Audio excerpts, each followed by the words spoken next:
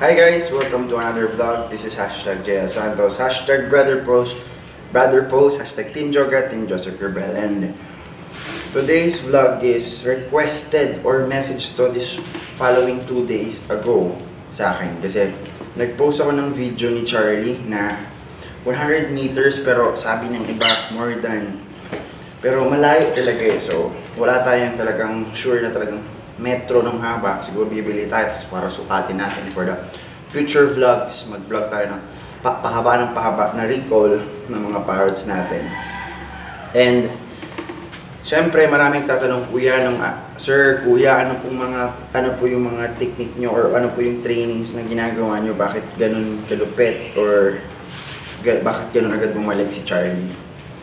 So, i-share ko lahat ng alam ko na tinuro sa akin, i-share ko lahat ng mga ideas and mga natutunan ko and mga sarili kong pamamaraan din, ilalagay ko din doon.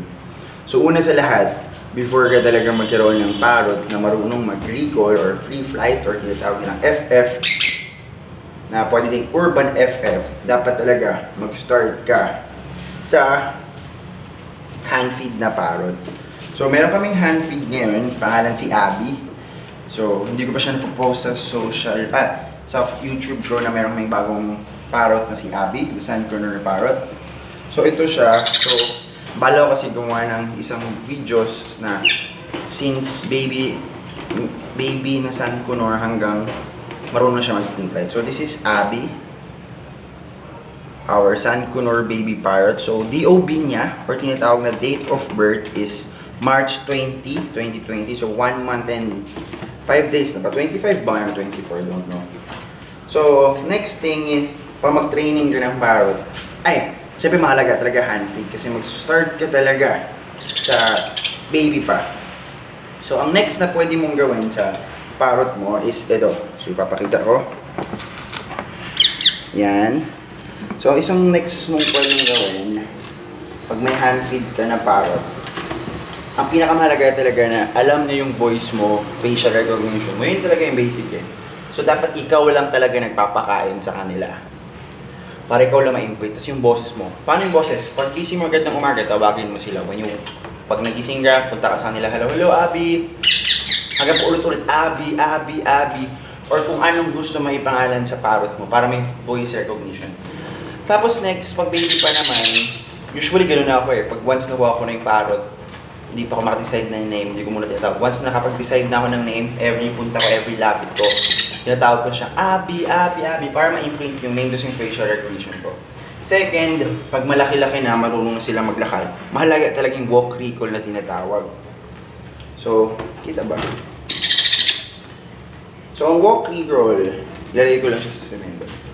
Yung walk recall is, isa din yun sa mahalaga.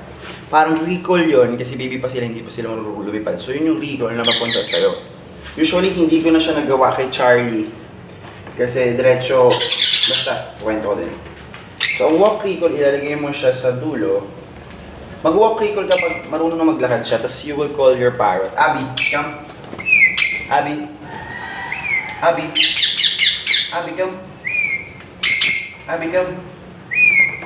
Abby. So, it takes time talaga eventually. So, ako, bago pa lang naman, pero nag-start ako mga 3 days na ata to, 2 days na walk recall. Abby, come. Abby, good bird. Tapos, once na lumapit sa iyo yung parrot, lagi ka talaga magbibigay ng compliment. The good bird, good Abby, good bird, nice job. Tapos, labok. Tapos, yun. So, magpapakain ka na, magbigay ng reward. Good bird, good Abby, come.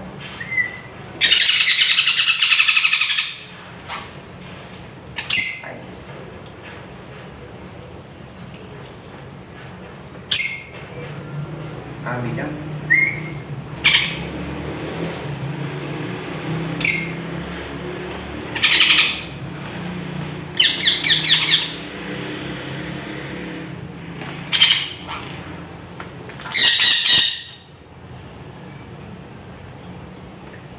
Yan. So, may mga pwede na magtanong sa farm kung ano yung amount ng CC na pwede mong pakainin depende sa age ng parrot mo. So usually kasi ako, ito si Abby, mga 20 to 25cc to 30cc, depende na rin sa kanya. Eh minsan tansya meter na lang, depende sa crop. So ano yung crop? Yung crop is parang tiyan natin. Ayun o, hawakan ko yan. So, importante din mamaya pagbaba ko.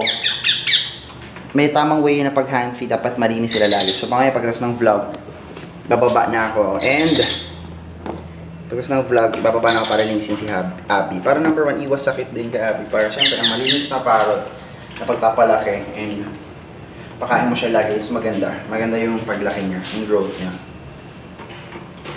Or nagawa ko ng mga future vlogs to how I hand feed my parrot. So next, pag yung parrot mo na hand feed na, darating sa age yan ng mga 2 months above na almost complete na yung feathers. Once na complete na yung feathers, pwede na yung lumipad. Guys, isa rin yung pagkakamali ko sa isa kong kakatail named Happy. I-post ko sa description box below yung video ni Happy na nawala siya. Hindi pa siya lumipad, gumagano siya, and ang story na sa perch siya and may group na lumipad din na GCC Burn or saan ko nun, nabangga siya, so nahulog siya. So syempre, instinct ng ibon lumipad. So, nag-flop siya, palipad, eh, wala pa siyang descent training. So, yun din guys, isa rin sa mahalaga yung descent training. And, yun. So, pagkas mo mag-hand feed ng parrot, syempre, pipitik na yan. Ang ibig sabihin sa pipitik, marunong na lumipad yan. Eto, papakita ko si Charlie. Charlie, Trixie, mamaya na muna ha. Trixie. So, maya na muna. Lock ko muna. So, ito yung si Charlie, yung nakagawa ng longest recall na parrot na naka-experience ako. Yung ako talaga nag-train. So, this is a Indian ringneck parrot. So, hindi ko pa alam kung male or female. Kasi sabi sa napanood ko na vlog, it takes 4 months before ka pwede mag-DNA. So, isa sa mahalaga, na next na stage kapag marunong mag-hand feed first, di ba? Mas marunong pumitik. Una talaga yung recall. Yung recall yung same pa, horizontal, lipad. Or pwede ka na agad mag-advance kasi syempre lahat ng ibon marunong mag-ascending. So, ang pinaka-importante din is descending. So, yung descending, pwede nilagay sa somewhere na mataas and i-recall mo yung parrot mo. For example, lalagay ko siya dito. Step up part. So, andyan siya. Diba? Nakita nyo. So, i-recall mo ba siya by means of hands gesture or name and imprint mo. Pero syempre, lahat talaga mag-start. So, papakita ka muna ng treats. So, papakita ko ngayon, may syringe. Minsan, na-recall ko din siya na walang treats. Or minsan, pero ito talaga yung pinakamalagan. Dapat lagi kang meron. Yung way ng food nila para ma-recall mo siya. So, i-recall na natin. Sabi tuloy. Charlie, come. Charlie, come on, buddy. So, yun. So, yun is a repetition mo na pwede gawin. Araw-arawin mo. Kasi eventually, pag gano'n siya, hindi mo na kailangan i-perch. Hanggang ma-imprint na siya na, okay, doon pala ako tatapak. So, again, Abby. And isa sa importante, hindi lang basta tawag ng tawag na wala ka reward. Siyempre, kailangan mo pa rin talaga mag-reward para ma-imprint sa parrot mo. Okay, pag bumalik pala ako, papakainin pala niya ako. So, ito yung majority na pinapakain niya. Pinapakain ko, o yung way na pagpapakain ko. So, ngayon, patak-patak lang kasi mag-free flight din tayo. Tapos ano pa? Mag-start ka talaga sa bahay. It takes time or months or weeks talaga ng training na before ka mag-outdoor. The difference between indoor training outdoor, and alam mo kasi yung parrot mo hindi makakawala kasi nasa loob lang ng bahay kahit anong suksok niya may parang shield or walls na maghaharang sa kanya. So before ka mag free flight outdoor naman ng parrot, dapat syempre meron ka ng recall, facial recognition, whistle recall. Pag tinatawag mo, importante din yun kasi kapag katulad ng malayo, matatawag mo sila. Tapos, i-training nyo rin yung ginagawa ko. Ano yung ginagawa ko? Pagkagising nga sa umaga, tatawagin ko yung names. So, syempre, isa rin yun sa naisip ko or naisip ko lang sa sarili ko. Syempre, pag tinatawag mo mahanap mo sila, malocate mo na siyang banda. Katulad nung ito, lumipad sa area na yun. So, ang story kasi noon, may humabol siya kanyang kilyawan. So, natakot siya, diretso siya. Tapos, sumabay siya sa flock ng kalapate. So, nakita ko, narinig ko yung ingay, so na-detect ko, nandun na siya. So, nakita ko yung ring, lumipad na siya. Wait lang guys.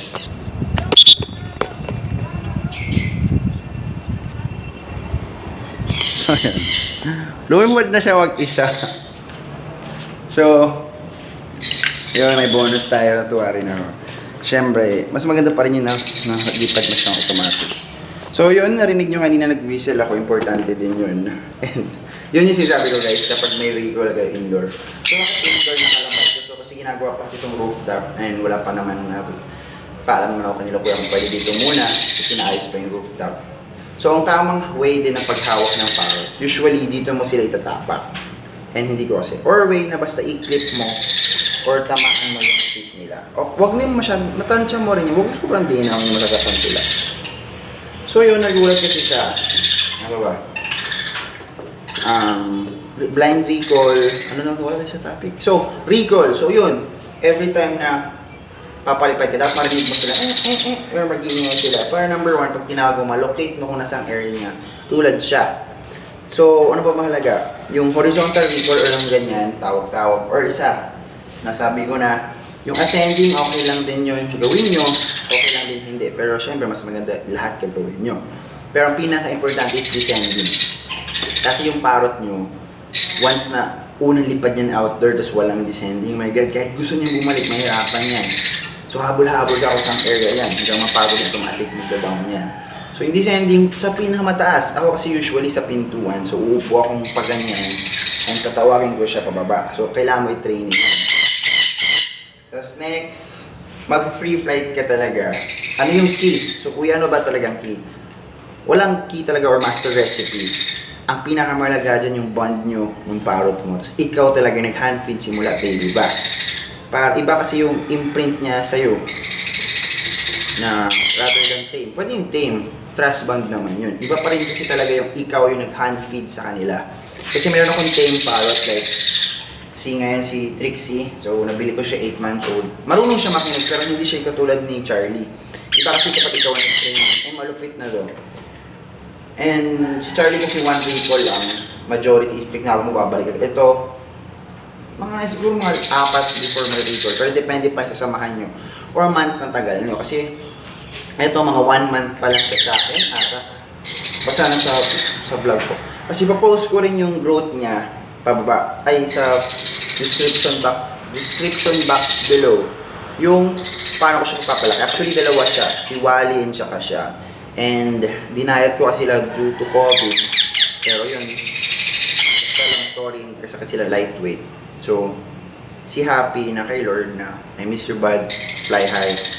So, this is again the Indian ringneck. So, sabi kasi nila, ba't ba nag-Indian ringneck? Number 1, magaling tong talker, sabi nila. It takes 1 year, sabi ng tito ko, para marunong sila magsalita kasi meron silang ganyan. Second thing, sabi din ng admin from Mandaluyong is malakas sila sa recall. So, wow, okay. Tapos third thing, negative, may sinasabi na bluffing stage. So, lumabas siya dati, pero naayos ko siya 1 to 2 days. Or kanina, di ba nangangagat? Pero i-command mo na, bawal. Parang ganyan, simple lang. Hanggang masanay na siya na gano'n. Pero malaman mo kapag galit sila, yung naka-zoom in yung mata. Ito pakita ko sa inyo difference. Ito yung mata niya ngayon. Ito yung mata niya kapag gutom. Mag-zoom in yan. Nakita nyo guys, lumiit yung itim. So, gano'n. Tapos, repetition lang. So, ano yung key? Diretso na tayo. Ang key talaga sa training ng parrot mo, number 1, yung tagal nyo sa isa't isa. O yung months na tagal nyo sa pagkakasama. Like si ano kasi, DOB niya o date of birth niya is April 13. Kasi kinuha ko siya 21 week old na daw siya. So, hand-feed pa rin siya. So, ilang months pa rin kayo magkasama. Eh, si Charlie kasi kahit may school ako, dala-dala ko sila. Kasi yung hand-feed, wala magpapakain. And lahat, sa serve ko sa simbahan, sa mall, sa mga events na pinupuntahan ko. Kasama ko talaga siya. So, number 1 talaga yung bond mo sa kanila and ikaw nagpalaki. Tapos gawin mo yung fundamentals, training, yung recall, walk recall, blind recall. Blind recall yung katulad kanina. Yung lumipad siya, hindi kanya makita. Yun yung mga advanced training. Siyempre, hindi kanya makita. So, tatawagin mo ba yung means of whistle? Siyempre, pwede ka sumigaw, pero siyempre, yung boses mo, kung pahangin ng sigawan, una itong bibigay, yung boses mo. So ano pa ba nakalimutan ko? Number 1, kasi wag kang papalipad ng pawis pag busog remember, take note, wag kayong papalipad ng pawis pag busog sila. Number 1, kasi ang una pwede mangyari, mabigatan sila sa katawan. So yung lipad pwedeng papagsak. Totoo yun, nangyari na rin yan. Tapos second is, mahilig sila tumambay. Kasi busog na sila. Sino? Ano nga, basketball player ka, busog ka, lalaro pa ba? Diba, hindi. So yun lang guys, yun yung mga pwede kong i-share sa inyo. Sana wala na ako nakalimutan. At isa pa pala, sorry, is dapat mag-wear ka ng same color na laging training nyo. So pwede ka mag-start mag-gantong color or isang color once na nag-start ka na mag-recall training. Bakit? Basta, in-explain yun sa vlog ni Sir The Birdman Sian. So popost ko yun sa comment box below na pwede din kayo mag-subscribe. So The Birdman Sian, isa rin sa mga sir ko na nakikinig ako sa advices. And the shoutout the Blue Mamba. And shoutout ako dito. Shh, kid ko. Ano mo to kasi yung nagkapa-shoutout siya. So yan, shoutout kay Kuya. Tapos shoutout QFP. Shoutout Sir Erwin, Sir Ma'am Camille, Sir Romel, and Sir Florantes Guzon, Ma'am Guzon, and at Sir Francis Guzon, and Sir Alex Chuwalan Chua, Sir Keith Ortigas, and Sir Token, and Ma'am, and Sir sa Taytay Avery, and Tanay Avery. So ano pa ba? So yung wala na guys, sana wala na makakalimutan. So sana marami kayong natutunan sa akin, and thank you po sa pag-watch ng vlog ko simula umpisa hanggang dulo. If may mga tanong kayo, pwede kayong feel free to chat me sa Facebook ko, Joseph Gabriel Santos, or hashtag JL Santos. Makita mo na hashtag Red Mamba, makita mo na yung profile ko agad, ipilit mo na lang yun. And masaya ako kasi alam mo, dun sa Facebook account kasi umabot na siya ng 52 shares or above, 52 ata shares and 4,000 views. Sobrang saya ko na, kahit simpleng bagay, yun para sa iba yan, sobrang saya ko. That's why nakakuha ako ng puro comment kung, Sir, paano kayo mag-training? Sir, paano kayo? So that's why na-inspired ako gumawa ng training na how to free flight your paraglide step by step. So sana guys, marami akong natutunan, and guys, thank you very much. So yun guys, nakita nyo na yung bluffing stage niya. So kailangan natin i-correct yun, mamay ko, correct ko. So ano pa ba, so yung bonus na rin, nakita nyo yung bluffing stage niya. Pero iba pa rin pag sila mami talaga dudugo yun. Ito talaga harot-harot lang. Body. So, isa talaga para mawala rin yung bluffing stage is yung food. So, ma-divert yung idea nila. So, yun guys. Sana marami kayong natutunan sa akin ulit. And thank you very much sa support and sa mga bagong subscribers or bagong viewers. Popost ko sa link down below yung mga next kung bakit maraming tanong yung 100 meters long recall niya. Tapos, yun. So, ano pa popost ko sa comment down below. Tapos, mag-shoutout na ako. And guys, sa mga bagong viewers, please press the subscribe button and press the notification bell so always kayong updated. And thank you very much, and always remember, keep safe, be safe, God bless, Godspeed, Superman.